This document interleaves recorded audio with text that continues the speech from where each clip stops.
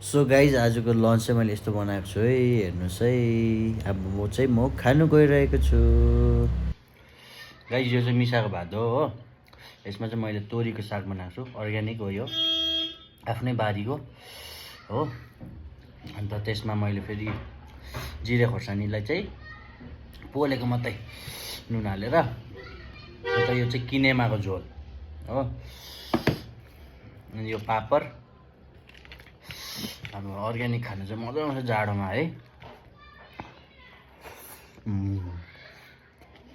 पुरा चिसो छ, टोपी पनि लगाइरहेको छु। तातो बाफुर्दै गरेको सुप।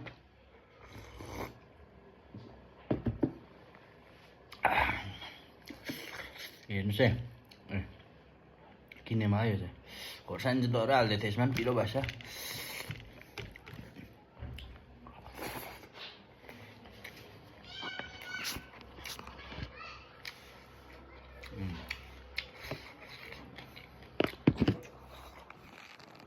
खानु मजा आउँछ। म चाहिँ फेरि पनैटी कसेर बस्छु यसरी हो, ढोक्कै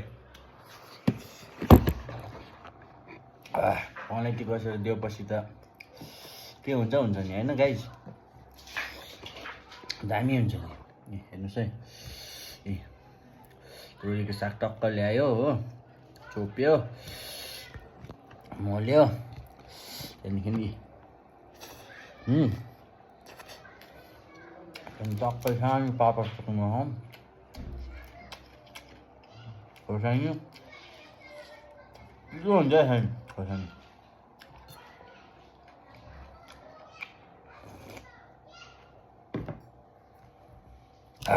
किनेमाको झोल।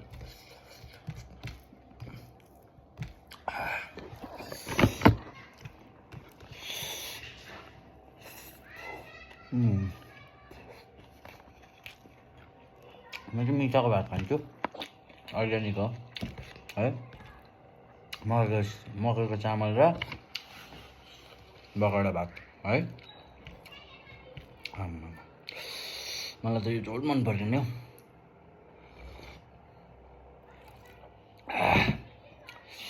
तपाईँहरूलाई किनेमा मनपर्छ कि मन पर्दैन? यो चाहिँ किनेमा चाहिँ मैले झोल स्टाइल बनाएको छु है।